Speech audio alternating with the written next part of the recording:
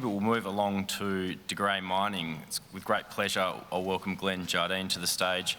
The company needs no introduction, marking probably the most significant discovery this year, if not this decade. Glenn is a senior mining executive with direct experience growing resource companies from early stage exploration through to multi-operation entities. This includes taking projects through feasibility, equity funding, debt financing, project development and operations. Commodity experience includes precious metals, base metals, bulk commodities across underground and open pit operations. Please make Glenn very welcome.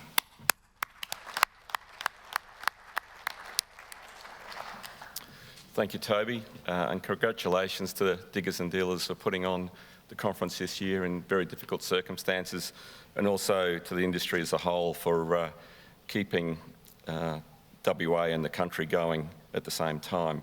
I think it's been an excellent example of how the industry can deal with difficult circumstances on a corporate level, and also in terms of our contractors and employees being able to adjust to difficult circumstances. And it's an excellent example of what the industry can do. There's a couple of themes running through today's presentation, and one of them should be that at Hemi and for De Grey in the Pilbara, this is only the beginning. So it's been very exciting in the last 9 to 12 months as to what the company's achieved, but just please bear in mind that it's only a recent discovery. There's a lot more to do and there's a lot more potential. Our Diggers and Dealers presentation today is slightly different to our typical corporate presentation due to the time frame, and also that we've got a live audience. So if you want to look at the project and the company in more detail, please go on our website or the ASX platform. We've got an updated October investment presentation, and also this Diggers and Dealers presentation will also be on the same platforms. There may be some forward-looking statements in this presentation, so please note the disclaimer. Okay, we're going to go back in time a little bit to 1888. In 1885, though, prior to that, first gold was discovered in WA by Charles Hall in the Kimberley. In 1888, a young fellow by the name of Jimmy Withnell was making some damper, and that was being interrupted by a crow who was trying to have a go at his flour. So he picked up a rock, threw it at the crow, and he noticed something glinting in the sunlight. That glint happened to be gold, and we all know what happens to geologists and station hands when they see that glint of gold in a rock. So that was the start of the Pilbara gold rush, and the rock on the left is claimed by the WA Museum to be the rock that Jimmy Withnell threw at that crow. And when the Western Australian Museum reopens again, you'll be able to see that. The telegram that you can see on the right was a telegram that got sent down south from Roebourne to advise everybody that gold had been found at Mallina. And you'll see more of Mallina and Withnell later on in the presentation. I guess that telegram was what they did back in 1888 when they didn't have live streaming from conferences to gold being found in the Pilbara. So unfortunately, though, for the Pilbara, a major discovery was made in Coolgardie in 1892, and the crowds went south. And it's fair to say that since that time, the Yilgarn's been the focus of gold exploration in WA, and Pilbara's been a bit of a backseat. So despite its head start, Pilbara has an estimated gold endowment of around 5% of the Yilgarn. However, we expect that endowment to increase significantly with the discovery of Hemi, the renewed interest in the area from other explorers and producers. Now, Hemi was found last year in the Mallina Basin, just south of Port Hedland. It has been a transformational discovery, not just for De Grey, but also for the Pilbara and a host of other explorers in the region. The newly discovered intrusion style of mineralisation has opened everyone's eyes to what the region can generate, and it's changed the way that our industry has viewed the Pilbara. And I'll talk a little bit later about why the intrusion style of mineralisation is so important to us. Okay, so this is a share price graph of De Grey over the years. What's interesting is that De Grey Mining as a company still owns the Mallina Gold Project over that period of time. The history doesn't span quite as far back as the discovery of gold in WA, but it's been quite a journey. The company was originally floated by renowned prospector Dennis O'Meara and well-known engineer Ron Manners in 2002 as a Pilbara-focused platinum explorer. Dennis and Jeff Blackburn then made an award-winning discovery at Windgina in 2004. Other opportunities in front of the company at that time spanned platinum, base metals, diamonds and manganese, and saw the gold in the Pilbara take a lower profile. In 2013, our current chairman, Simon Lill, and CFO Craig Nelms joined De Grey, and the company's direction reverted back towards gold. Simon and Craig asked Andy Beckwith to become involved, and he subsequently asked Phil Tornatora and Alan Neeshaw to join the team. It's this team, with the encouragement of Ed Eschers and Bruce Parncut, who are also on the board and a part of our major shareholder, DGO Gold, that's responsible for the discovery of Hemi. Okay, on a district scale, just a little bit of history on how we got to discover Hemi, a review of the historical workings, the Windgina discovery, and looking back into the database at previous exploration results showed that there was plenty of potential for more shear-hosted mineralisation on the tenement package. And because of that, the company made the acquisition of the Indy Gold Project in 2019, and that transaction extended the consolidated Mallina Basin Project land holding to 1,500 square kilometres with a length of about 150 kilometres. So it's quite an extensive package. It's a district scale land holding that we've got. Another critical aspect to the company's success has been funding. And I mentioned it earlier, but while many investors have been supporting De Grey over the years, the investment by DGO Gold in 2018 has proved to be particularly important. So with this financial and strategic support, the team procured, consolidated and then reinterpreted a whole lot of previous exploration data across the project, and this led to some significant advances in our understanding of the project area. Now, that review highlighted a deposit to the west of Hemi called Tararana, and the exploration team's consolidation of historical drill results resulted in a maiden resource at Tararana of 40,000 ounces in 2017.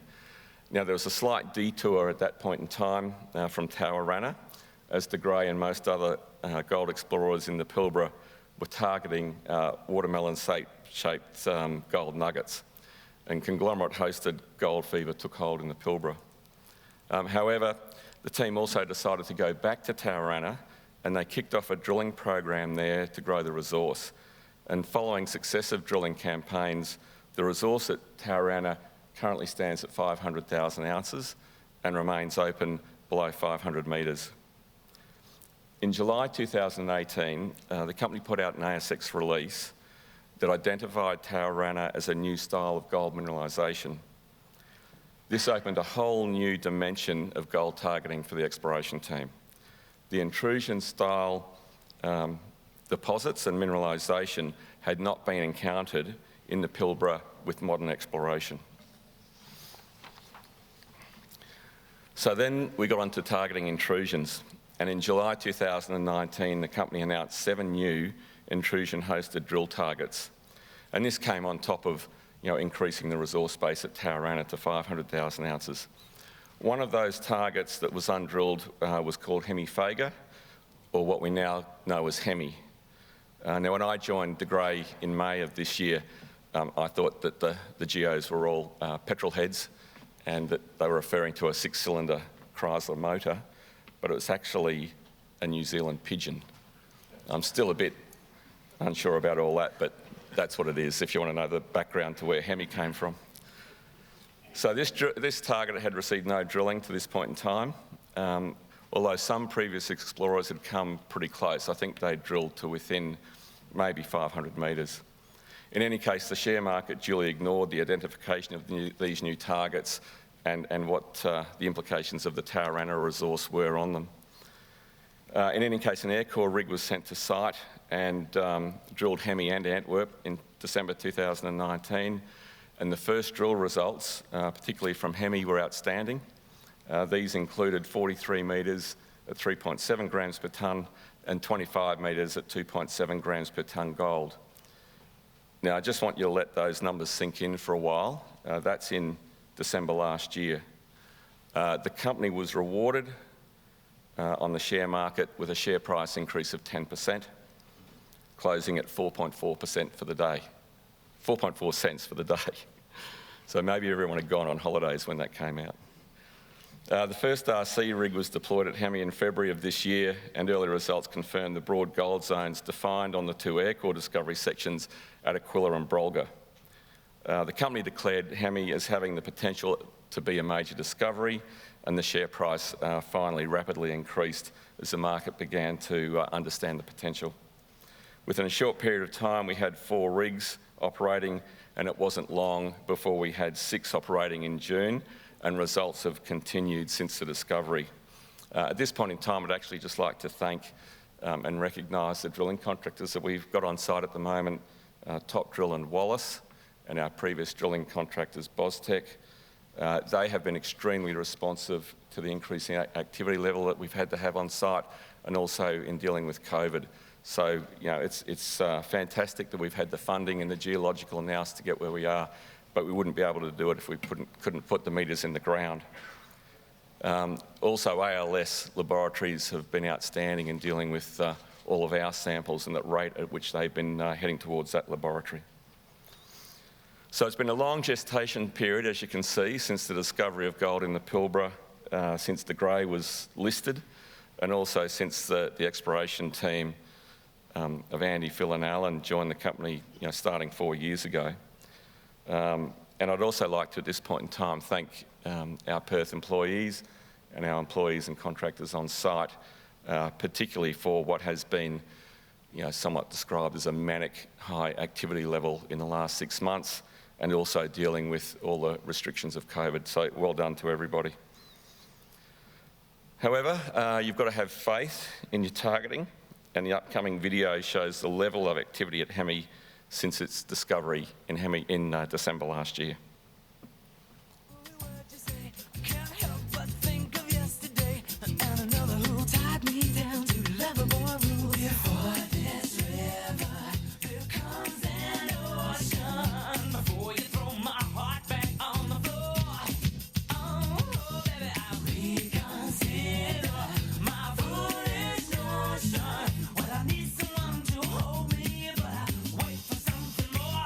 I gotta have faith. I gotta have faith.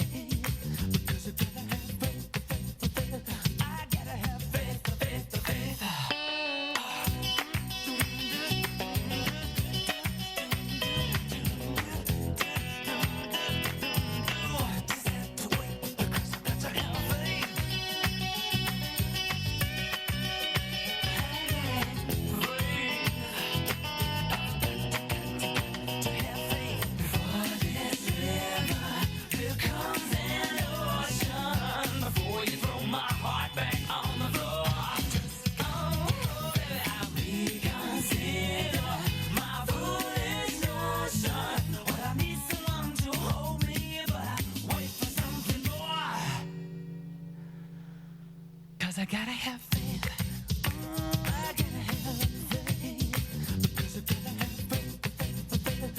gotta have faith.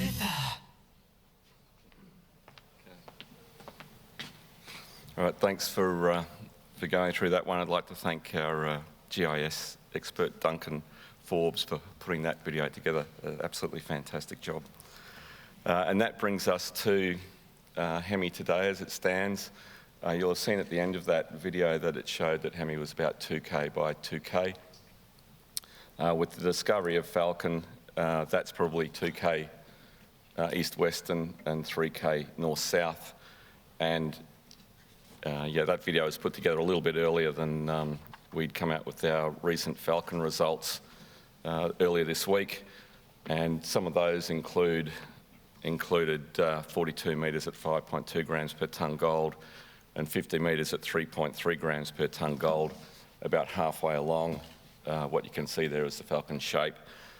We're just following up air core drilling to the south there with RC and diamond to confirm the mineralisation system there. I've been asked, and I'm sure a lot of people have been asked, okay, how big can this thing get, and what's the potential across the region or the district? I'm a relatively objective observer because I've only joined the company in the last 6 months. But up until about 8 weeks ago, we didn't even know Falcon was there. That's now got a strike of about 2.8 kilometres in air core drilling. We've confirmed that in RC and diamond for about 1 kilometre, and you've seen the widths and grades of that intrusion. So to my mind, and going back to one of the themes of this presentation, it is still early days out here. Got to remember that the air core discovery section only came out in February. There's a lot more to do, and I'm sure there's a lot more to find just immediately around Hemi and elsewhere. In terms of Hemi itself, we've got a target before the end of this financial year of demonstrating a Tier 1 gold production potential just at Hemi itself, and that excludes the existing regional resource base of 2.2 million ounces. This is a slide that we've prepared that runs pretty much north-south through Hemi, from Brolga South through to Crow, and this is why I guess I really like the intrusion style of mineralisation. As a mining engineer, the potential for very large, low strip ratio open pits out here is clearly evident. When you've got the gold endowment that you see there, we would expect to have low ratio strips pits being able to develop here into the future. But as I say, that's not all. As I said, we've got this aspirational target of a Tier 1 production scenario just at Hemi. We are actively exploring with air core and RC drill rigs at the moment in what we call the Greater Hemi area. And again, in that next 12-month period, we want to be able to demonstrate that not only do we have this production scale at Hemi, we want to be able to demonstrate that there's more potential beyond that in the Greater Hemi area. And then beyond that, we have only just recently lifted our eyes beyond Hemi to further in the district. We've got the existing regional resource of 2.2 million ounces to follow up on, and also additional intrusion-style targets that we've identified through aeromagnetics, structural studies, and also geochemistry. So there's a lot more to do out here, and there's a lot more to find. Just talking about the regional shear-hosted targets, the guys up until towards the end of 2019 were focusing on this and expanding the existing resource base. When Hemi was found, we pretty much walked away from that, but there's definitely unfinished business at each of those deposits. 2.2 million ounces all up, but there's definitely more to come into that. And we would see any of those regional ounces feeding into a production scenario at Hemi and contributing quite valuably. Now, on top of that, and we've heard some other presenters talk about this today, we're also doing de-risking studies around environmental work, infrastructure and infrastructure corridors, but also metallurgical test work. We've got a very comprehensive program underway there now.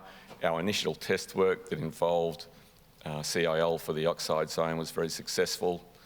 We had a very successful program for transition and primary mineralisation that demonstrated that through sulphide flotation and then oxidation, we could generate something around 96% recovery of gold through that circuit. It's very early days there, but we're really encouraged that we can get a very low mass concentrate, around 5% of the feed into that circuit. and that concentrate has a high recovery of gold, and that we can treat that through oxidation. It wouldn't be any surprise to you that we're looking at different oxidation circuits. Pressure oxidation is just one, and we haven't even optimised the conditions for that. We're also testing Albion and Biox. So at some point in time, there'll have to be this trade-off between mass pull, recovery, concentrate grades, CapEx and OpEx associated with each of those oxidation circuits, and then we'll land on a decision.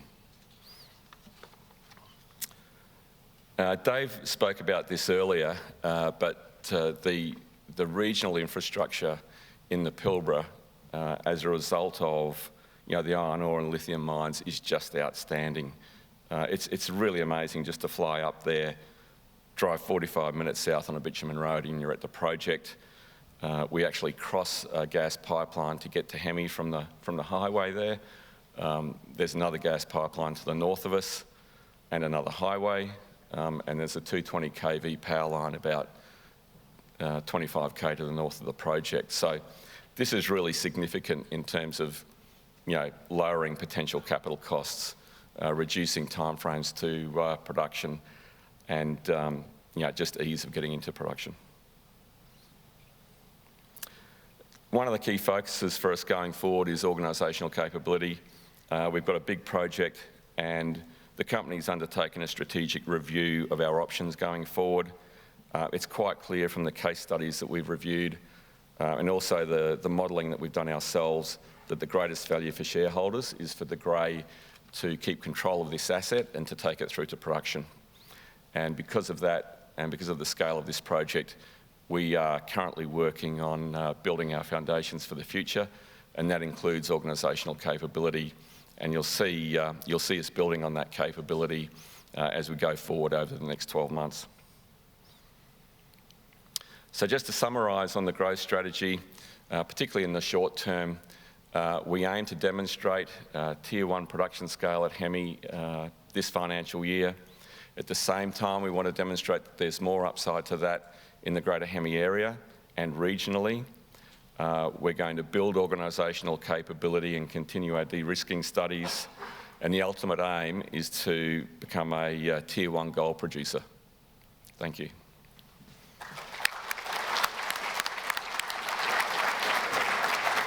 Thank you, Glenn. We have time for one or two quick questions. I might kick it off, actually. Glenn, what do you think the timing is on your first feasibility, and what do you think the production profile will land? We haven't spoken about timing for feasibility studies, but we do aim to demonstrate Tier 1 production capability at Hemi within this financial year. And the second part of that question? Where do you think the production profile might land? Okay, well, the Tier 1, potential is based on a description from another gold producer, a larger gold producer, that has assumed that represents 300,000 ounces a year minimum for the minimum of 10 years. That's an aspirational goal of ours to be able to demonstrate this financial year just from Hemi, and that doesn't include the existing 2.2 million ounces in resources. So, yeah, that gives you an idea of the scale that we're targeting just within this next 9 months. Obviously, we've got ideas to improve that with exploration success. Fantastic. Clearly a very exciting time for De Grey. Thanks once again, Glenn. Thanks. That concludes the morning session. Thank you for attending. See you this afternoon.